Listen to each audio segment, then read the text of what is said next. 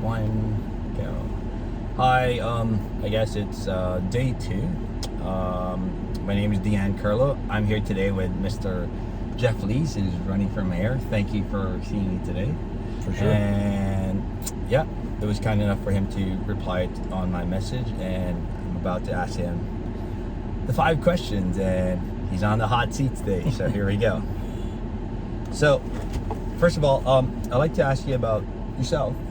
So question number 1. If you were given a magic wand to change anything in this town, what would it be and why? I think the first thing I would change is get rid of the urban and rural thing. I really don't like that. I think Port Hope should be one. We all should be treated equally. I think we all should be, standards should be the same, roads, taxes, all that kind of stuff. I've never honestly liked the rural and urban thing. I think we all belong to the same community. I don't like even the municipality of Port Hope.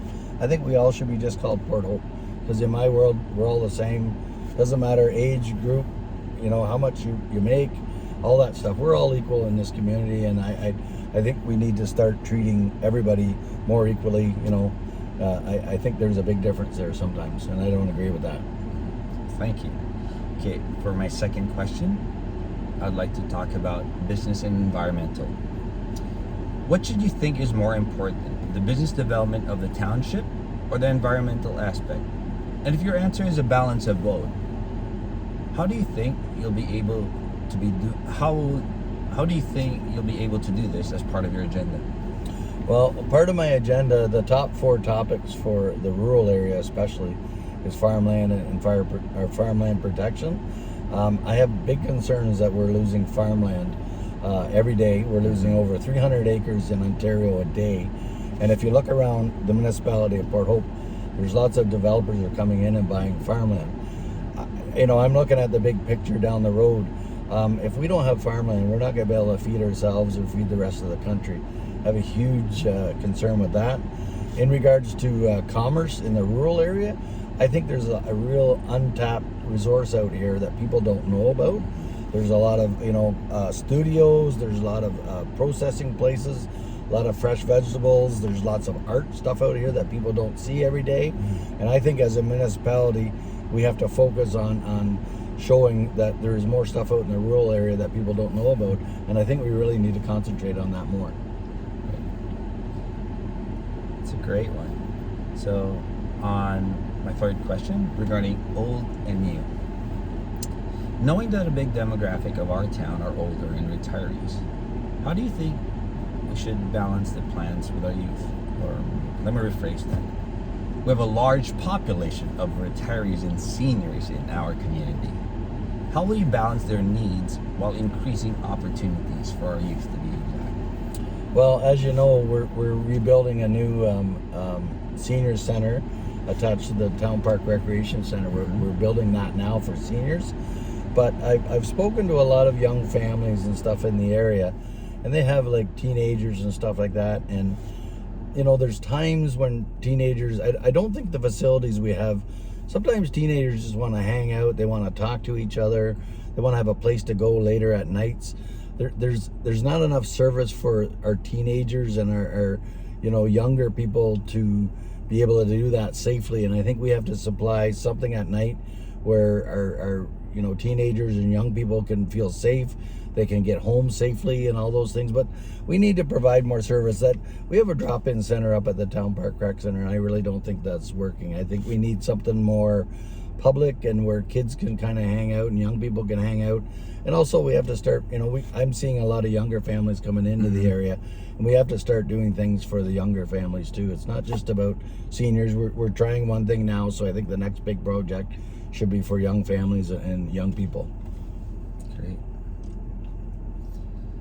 So my next question is in the topic of First Nations. Do you have a truth and reconciliation plan with our Indigenous people? If so, what is your agenda in this as well? Or what are your plans to help our community participate in the reconciliation with Indigenous people? Well, honestly, I think we need to contact our local Indigenous population like Roseneath and Alderville and maybe have some more events so people are more educated on the whole process. I think there's a lot of, it's not uneducated, but they're not educated enough on what's happened in the past and how we can reconciliate with our Native brothers and sisters. I mean, I personally work with some, and I think they're fantastic people. And I think it's funny, myself, I'm still learning of things that have happened in the past. And even things, you take for consideration, you hear all these things, but they're not true.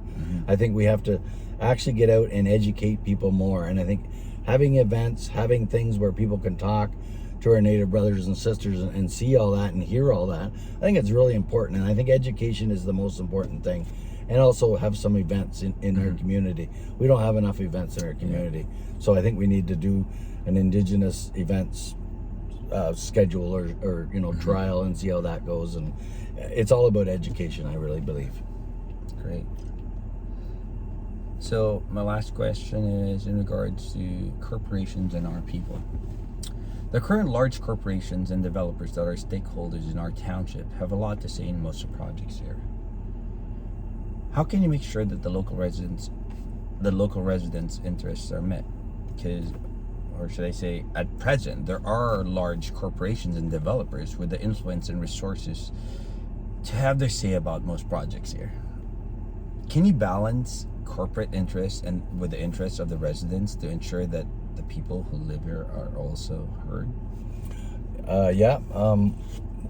I don't necessarily agree with the current process. We have one in front of us for the Garden Hill subdivision. And they basically just came to us with a plan, and the billboards and everything were out before they even came to council. I think that should be in reverse. I honestly believe that they should come to the people first and see what the people think, then go with the billboards, then go to council. I think the whole thing should be switched. I always have said I worry about process. I think it should be the other way around. It should come to the people first, have general meetings, have general information center and sessions with people, and then see how they feel about, subdivisions and all these things coming to the community first. Then put up your big billboard sign, depending on, how it goes, and then go into the council. I think it's kind of turned in reverse.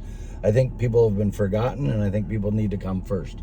I've always questioned process. I don't necessarily agree with our processes, and I think those should be turned around. I think it always should be to the people first. And then you'll get direction from sitting and listening to the people. If they don't like it, well then, you know what, as a councillor that's been elected by them, guess what? I'm not going to like it. I shouldn't like it because my residents don't, and they're the ones that elected me. So I think process needs to change on those things. Well, that's it. Thank you very much for your time, Mr. You're welcome. Jeffries, and good luck. Yeah, thank you Appreciate very much. it. Thank you.